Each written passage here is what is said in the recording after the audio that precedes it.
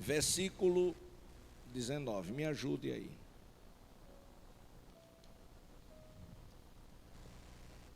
Então, os discípulos aproximaram-se, ou aproximando-se de Jesus, perguntaram em particular. Por que em particular? Porque eles estavam no local público e havia uma grande multidão ali. Então eles, em particular, se aproximaram de Jesus e perguntou: por que motivo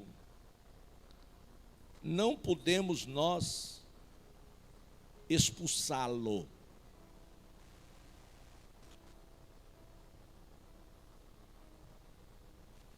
Esta guerra espiritual, nós vivemos na atual conjuntura. Essas perguntas sem respostas, a gente faz a nós mesmos. Eles estavam decepcionados. Por quê? Porque não funcionou a palavra na boca deles. O que estava acontecendo é que um pai de família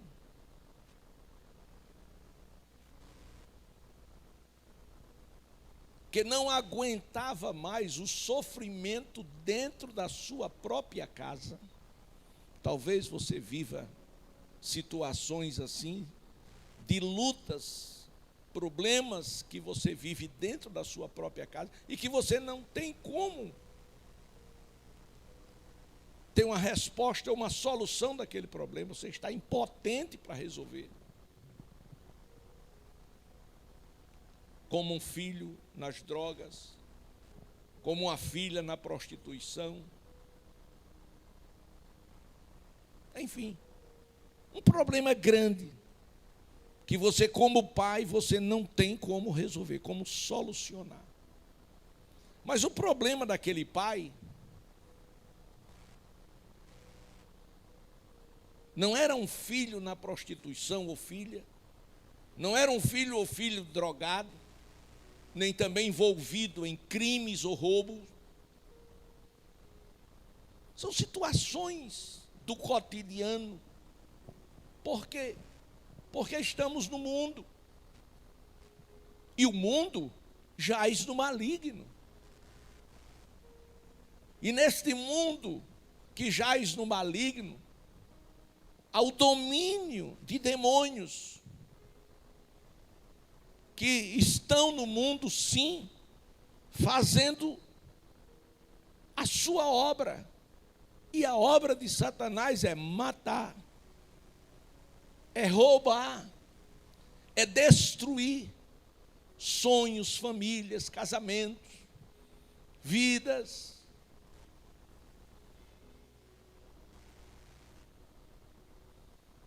A sociedade, nós, ela está dividida em duas classes de pessoas: as que acreditam em Deus e as que não acreditam.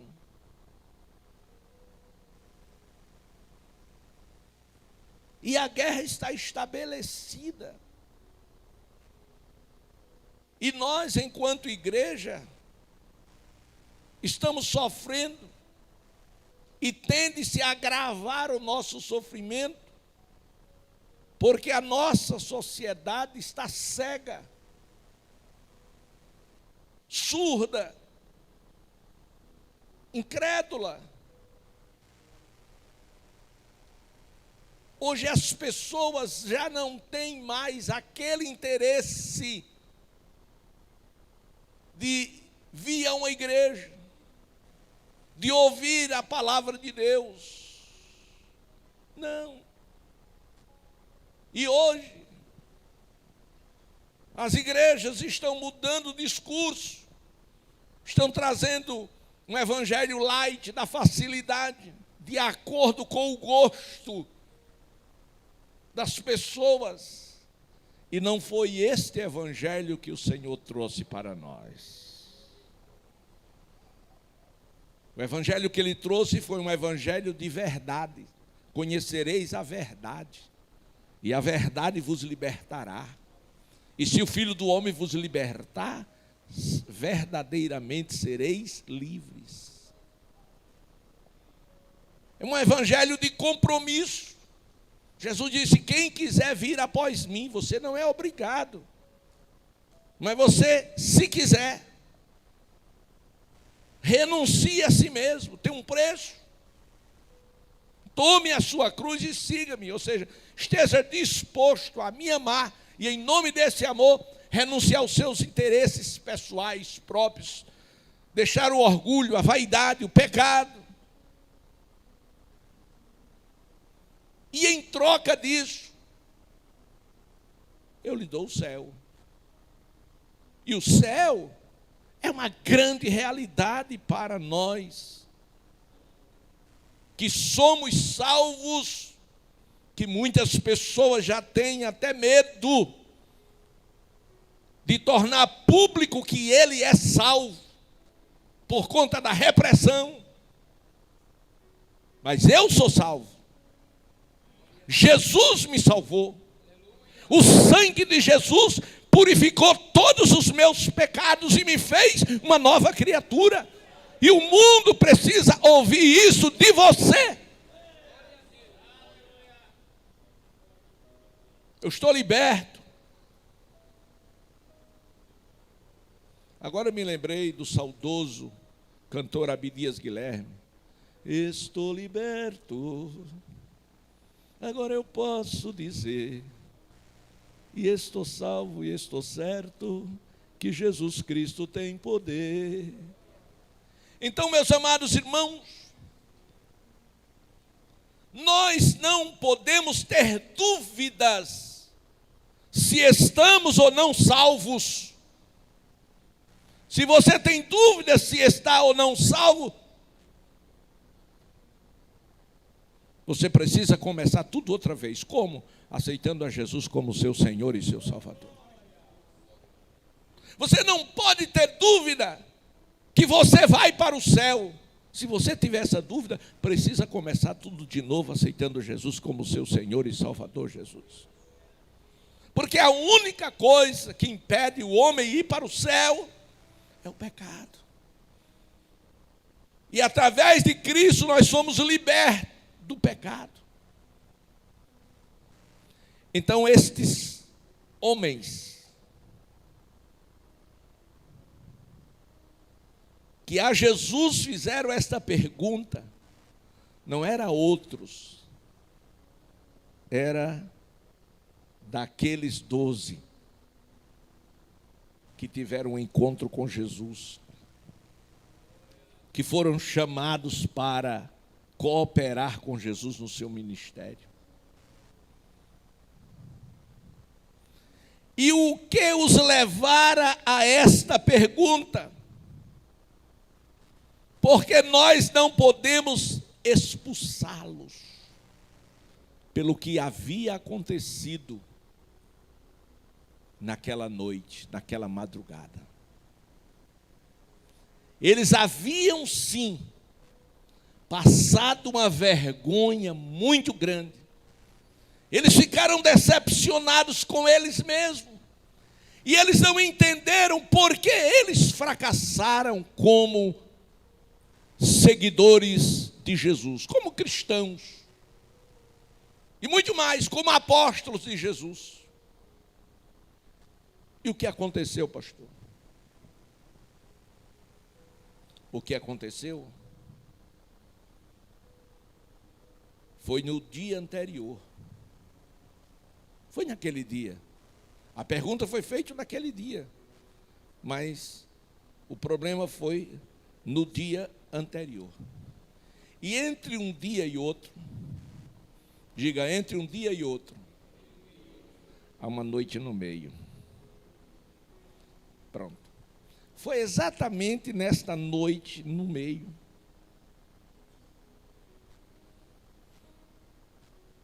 que os reinos guerrearam, reino da luz e reino das trevas.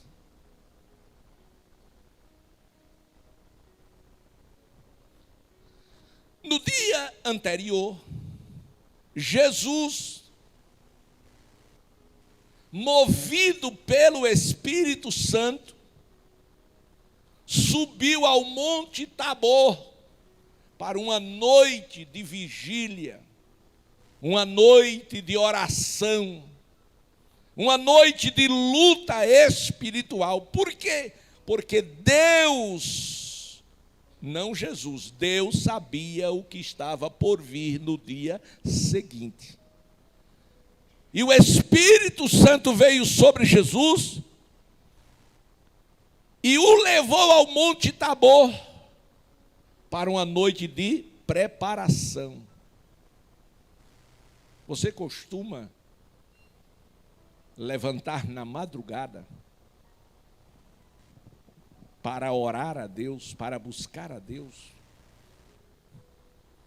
Eu não falo, não é fazer agenda, marcar ponto, não. Eu estou falando do despertar de Deus na vida do crente, porque Deus desperta o crente na madrugada para levá-lo à oração, à vigília. E quando Deus te desperta na madrugada, o que é que você faz? Vai procurar achar o sono, e o sono você não acha. Aí você desce para fazer comida, diz: estou com fome. Ou você vai assistir TV, ou você abre o WhatsApp e vai navegar.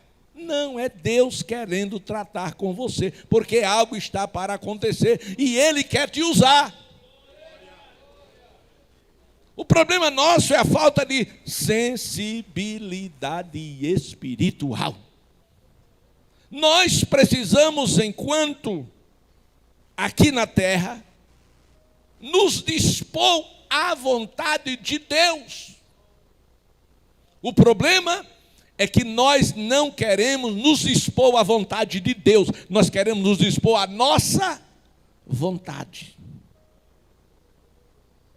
Saia da região de conforto, entre na guerra, porque os dias são maus e estamos nos últimos dias. Aleluia, aleluia. E o que aconteceu, pastor? Que naquela noite de vigília, quando Jesus sobe ao monte, ele diz aos seus obreiros: me acompanhem, vamos comigo. Pedro, João e Tiago dizem: conte conosco, Jesus, nós iremos. Os 3 foram. E os 9 ficaram. Fazendo o que eu não sei. Se fosse hoje, eu dizia: deve estar no WhatsApp, ou no Facebook, ou no Instagram. Ficava embaixo do monte, a noite toda aqui, ó. Ô, fulaninha, estás aonde agora? Ele está fazendo o quê? E você? Não, eu estou aqui no Monte Tabor. Jesus foi lá orar, mas a gente ficou aqui, não tinha o que fazer. Eu estou navegando. Ah, que bom que você está do outro lado aí. Pensei que você já estava dormindo. Nada, tanta coisa para ver, tanta gente falando aqui, tanta fofoca, tanta gente aqui. Se fosse hoje, eu dizia que estava assim. Mas naquela época não tinha. As redes sociais. Mas eles ficaram conversando ali, eu não sei o que, a noite inteira, no frio daquele. Eles embaixo conversando. Minha avó dizia aritica, que eu nunca cheguei a saber o que era aritica. Glória a Deus. E Jesus no monte, com Pedro, João e Tiago. E lá o que aconteceu? Deus manifestou a sua glória na pessoa do Senhor Jesus. E Jesus transfigurou-se diante deles. Eles viram a majestade de Deus na pessoa do Senhor Jesus e a sua glória. Eles ficaram maravilhados, encantados. A certa altura da noite, o diabo, que não brinca, não dorme, não tira férias, nem dia de descanso,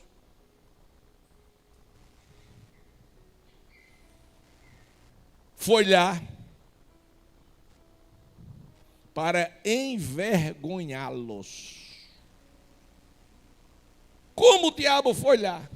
Aquele pai de família, que tinha um filho possesso de demônios, e exatamente naquela noite, ele resolveu levar o filho para Jesus libertá-lo. Procurou informação aonde encontrar Jesus, e disseram, olha, ele foi lá no Tabor. E ele saiu, quando chegou lá, ele não sabia, não conhecia Jesus. Pecador não conhece Jesus. Aí perguntou, eu vim aqui falar com Jesus, cadê? Quero falar com Jesus. Eles oraram um para o outro, não, Jesus não está aqui. Disse, rapaz, eu preciso tanto. Disse, mas qual o problema?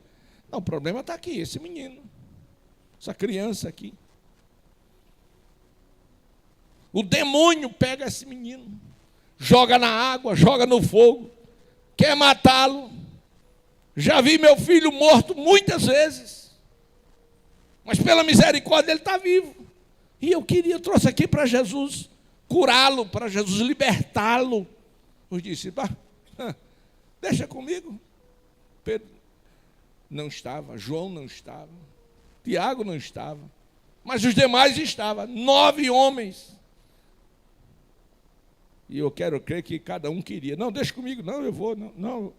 Então vá. Daqui a pouco, irmão, os 9, todos orando, gritando, pulando. Não eram batizados com o Espírito Santo ainda, se fosse, estavam falando línguas. E o demônio rindo da cara de todos. E o barulho que eles fizeram foi tão grande que de repente eles não estavam mais sós. Tinha uma multidão. E agora era motivo de chacota, porque o demônio não saía. Quando Jesus desce, vê aquele rolo.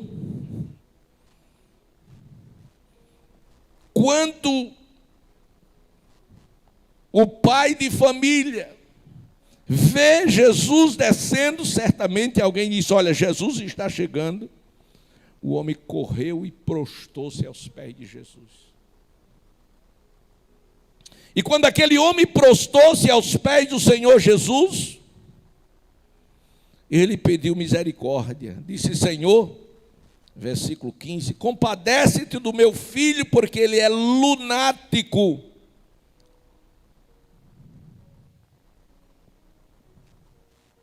E sofre muito, porque os demônios às vezes levam ele para o fogo, colocam ele no fogo, outras vezes tentam matá-lo afogado. E eu trouxe aos seus discípulos, apresentei a eles, coitadinhos, não puderam curá-lo. Vamos deixar os 9 lá. Vamos falar dos que estão aqui. Você já esteve cara a cara com o demônio? Você já expulsou o demônio da vida de alguém?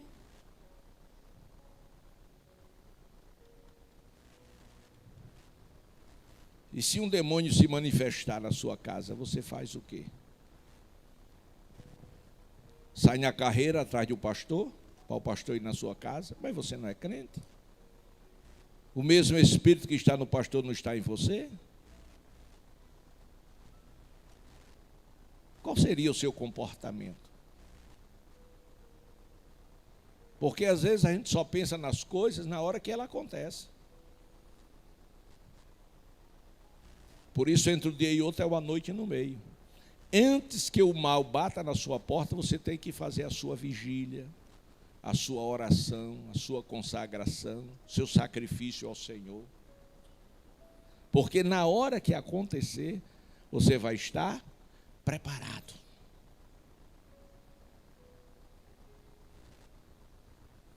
Preparado para expulsar o demônio, preparado para orar por alguém desesperado, para Jesus curar.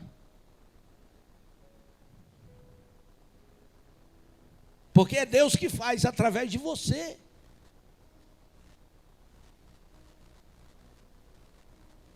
E o que aconteceu é que o Senhor Jesus, quando o homem disse: eu apresentei os teus discípulos, eles não puderam curá-lo, Jesus chamou eles de geração incrédula e perversa e perguntou para eles: até quando eu vou estar com vocês? Até quando vocês sofrerão? Traga aqui o menino. Ele fez duas perguntas. Ele falou: estarei convosco? Até quando eu estarei convosco? Ele falou de forma pessoal, visível. E Jesus repreendeu o demônio. O demônio saiu do menino. E desde aquele momento o menino ficou liberto, foi curado. E foi aí que os discípulos se aproximaram de Jesus. Se aproximaram de Jesus, versículo 19, para perguntar por que eles não puderam.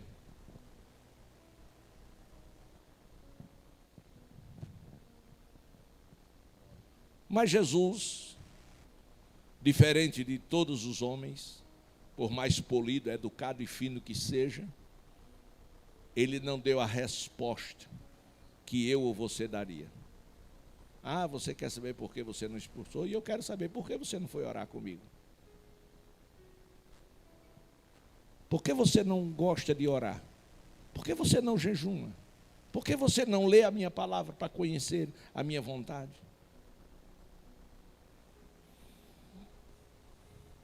Então você quer fazer o que eu faço? Ande como eu ando, faça o que eu faço. Então, igreja, é tempo de buscar a Deus. Os dias são maus. O anticristo está aí, com seus planos, seus projetos, para destruir a humanidade e calar a voz desta igreja. Mas Jesus olha para ele e diz, versículo 20, sabe por que não? A fé de vocês é pequena demais.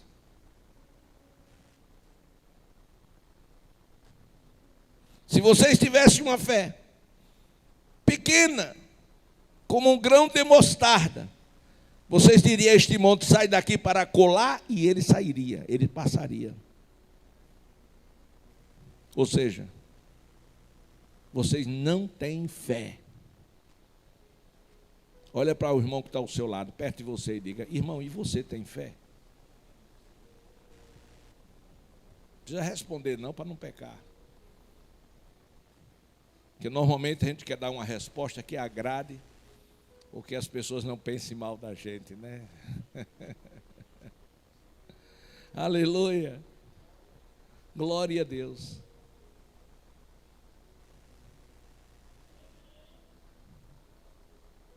Então, você, eu, nós, precisamos de fé. Por quê? Primeiro, porque sem fé é impossível agradar a Deus. Quando a gente não tem fé, a gente chama Deus de mentiroso. A gente é um atrapalho na obra. A gente não faz o que precisa fazer.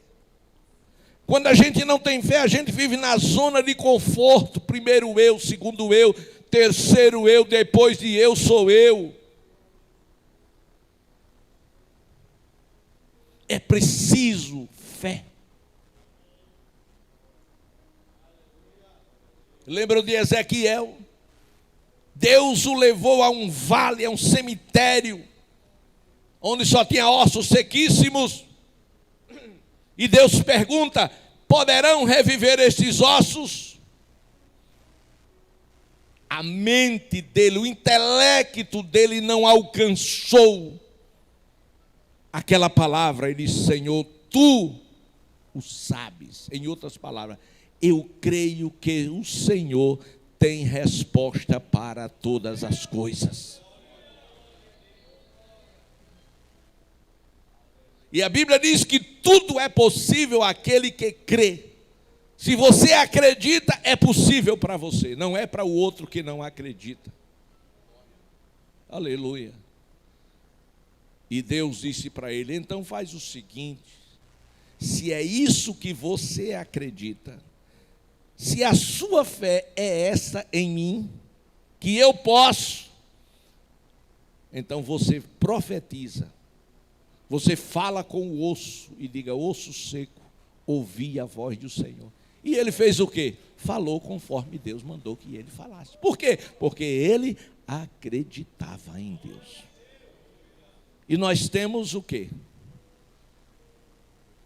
A palavra. E Deus disse a Josué: não se aparte da tua boca o livro desta lei, medita nele de dia e de noite, para que você seja bem sucedido. Mas o problema é que a gente não medita na palavra de dia nem de noite, e nem as duas coisas juntas. Mas escute, quantos de vocês comem todo dia? Levante a mão. Só quem come todo dia. Tem alguém que não come aqui? Todo dia vocês comem. Muito bem. Você sente a necessidade de se alimentar. Por quê? Porque você sabe que sem o alimento você não vai ter os nutrientes que o corpo precisa para estar saudável e estar de pé. Então você se alimenta. Não é assim? Agora eu pergunto: e a palavra de Deus não é um alimento da nossa alma? Não é que fortalece o nosso espírito? E nós nos alimentamos com a palavra de Deus todos os dias? Ou seja, todo dia você lê a sua Bíblia? Todo dia você lê a palavra? Você sente fome da palavra de Deus? Aí está a resposta que os discípulos precisavam. Aí o Senhor disse: olha, esta casta de demônios só sai com oração e jejum. Ou seja, só sai com aqueles que vivem em contato comigo através da oração. Ou seja, comunhão, oração. Aleluia. Jejum. Crucificação da carne com as suas paixões. A carne você mortifica, crucifica, para que o espírito ressuscite. Lá na cruz ficou o homem natural, para que na ressurreição surgisse o homem espiritual. Glória a Deus. E que nesta noite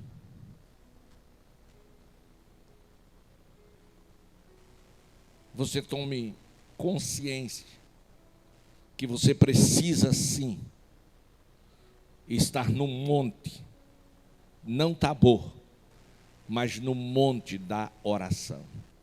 Monte é lugar de comunhão com Deus. Monte é lugar de sacrifício a Deus. Monte é lugar de encontro com Deus. É no monte que você é transfigurado, é mudado numa nova criatura. Não estou falando de montanha.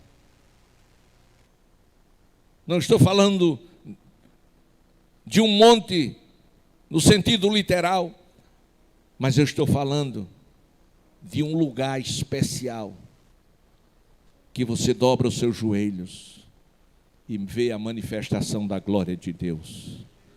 Esse monte pode ser no seu quarto, no lugar específico. Você diz: olha, é aqui o meu altar da oração. É aqui o lugar que todas as noites eu converso com o meu Deus. É aqui que o Senhor fala comigo. É aqui que o Senhor me dá as respostas que eu não consigo com a minha mente inteligente, com o meu intelecto. É aqui que Deus me dá grandes vitórias. Porque as maiores vitórias dessa igreja alcançada, elas foram alcançadas sob os joelhos daqueles que buscam a Deus em oração.